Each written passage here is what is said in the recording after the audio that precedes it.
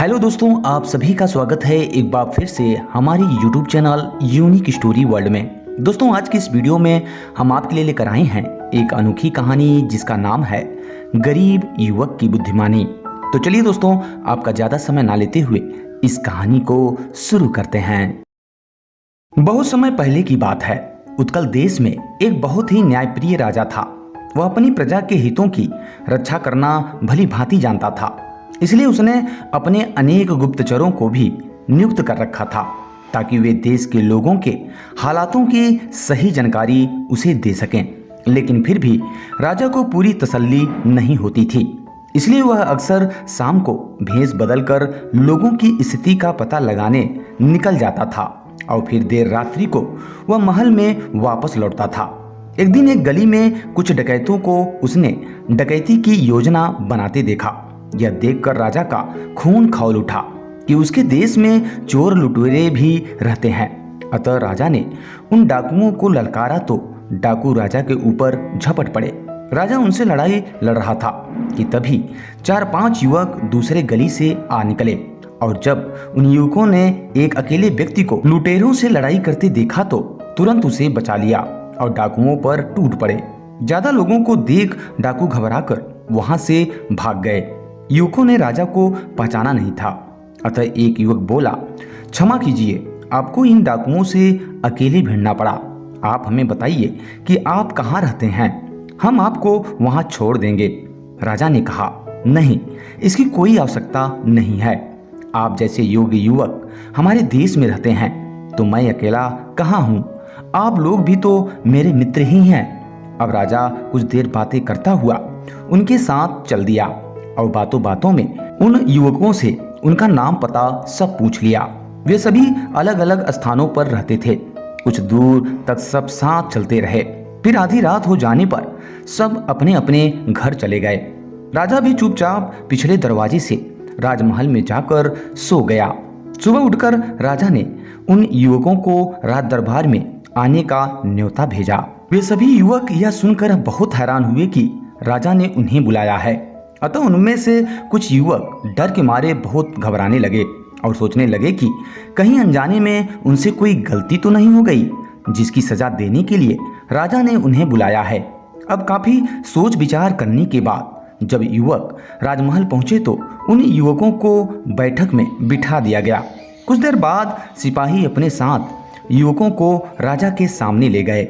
युवक यह देखकर विस्मित रह गए कि रात में डकैतों से टक्कर लेने वाला व्यक्ति और कोई नहीं बल्कि उस देश का राजा ही था।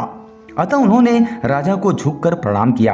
राजा ने कहा, तुम सब मेरे मित्र हो, अतः तुम्हें प्रणाम नहीं बल्कि मेरे गले से लगना चाहिए। सभी युवक राजा की यह बात सुनकर बहुत खुश हो गए। राजा ने उन 5 युवकों को गले लगाते हुए कहा कि तुम सब मेरे मित्र हो और मैं चाहता हूँ कि तुम लोग अपनी अपनी एक इच्छा बताओ। यदि मेरे बस में हुआ तो मैं तुम्हारी इच्छा अवश्य पूरी करूंगा। वैसे जब भी तुम्हें कोई चीज की आवश्यकता हो तो तुम मेरे पास आ सकते हो। राजा की यह बात सुनकर सभी लोग एक दूसरे का चेहरा देखने लगे और सोचने लगे कि राजा से क्या मांगा जाए। और तभी एक युवक ने कहा, मैं एक टूटी फूटी झोपड़ी में रहता हूँ, यदि हो सके तो आप उसकी मरम्मत करा दीजिए। राजा ने अपने मंत्री को आदेश दिया कि इस युवक को एक बड़ा मकान तैयार कराकर दिया जाए। फिर राजा ने दूसरे युवक से पूछा तो उसने कहा कि मेरे घर की हालत बहुत ही खराब है, हम बहुत गरीब हैं। मुझे कुछ धन मिल जाता तो मेरे पिता और मैं कोई व्यवसाय शुरू कर देते। राजा ने आदेश दिया कि इस व्यक्ति को ढेर सारा धन दिया जाए ताकि यह अपना व्यापार शुरू कर सके। फिर तीसरे युवक ने अपनी इच्छा इस प्रकार प्रकट की, मैं पढ़ा लिखा बेकार युवक हूँ।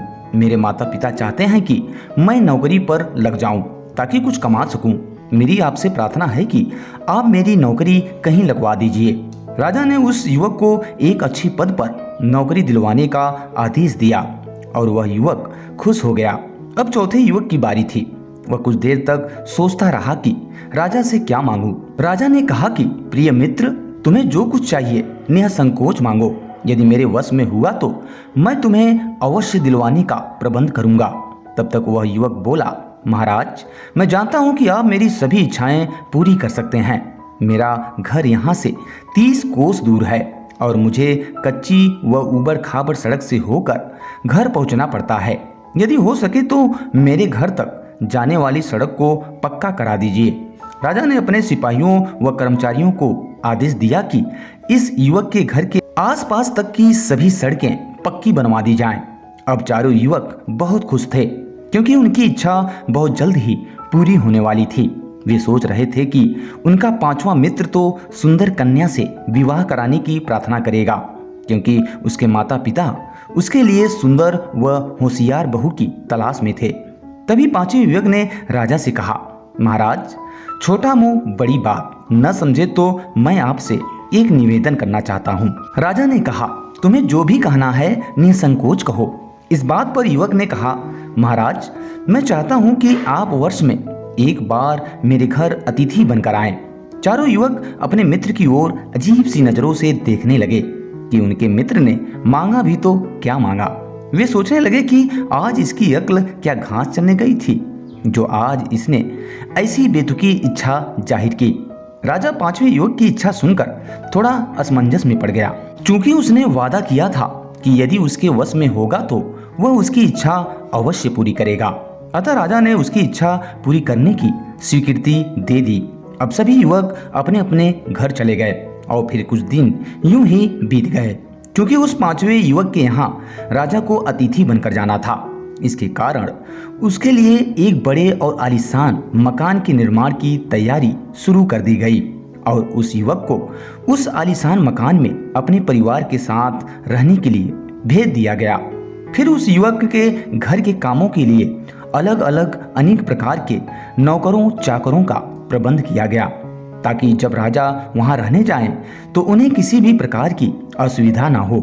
अब उसके इतने सारे खर्च इतनी आसानी से नहीं चल सकते थे, इसलिए राजा ने उसके लिए राजकोष से एक बड़ी धनराशि नियमित रूप से भिजवाने का भी इंतजाम कर दिया। चूंकि राजा को उस युवक के घर अतिथि बनकर जाना था और राजा उस ऊंची नीची और ऊबड़ खाबड़ सड़कों से यात्रा नहीं कर सकता था, इसलिए उस युवक के मकान के चारों ओर नई सड़कों का निर्माण किया गया। वह युवक बहुत खुश था कि उसे अपने मित्रों से कहीं अधिक मिल चुका था। तभी राजा को पता लगा कि वह युवक कोई छोटा मोटा काम करता है और यह राजा के शान के खिलाफ था कि वह किसी छोटे आदमी के घर मेहमान बनकर जाएं और वो भी 24 घंटे यानी कि पूरे एक दिन के लिए। अतः राजा ने यह आदेश दिया कि उस युवक को राज दरबार में एक अच्छे पद पर नियुक्त किया जाए। अब उस युवक को मुख्य राज दरबारी के पद की नौकरी भी दे दी गई।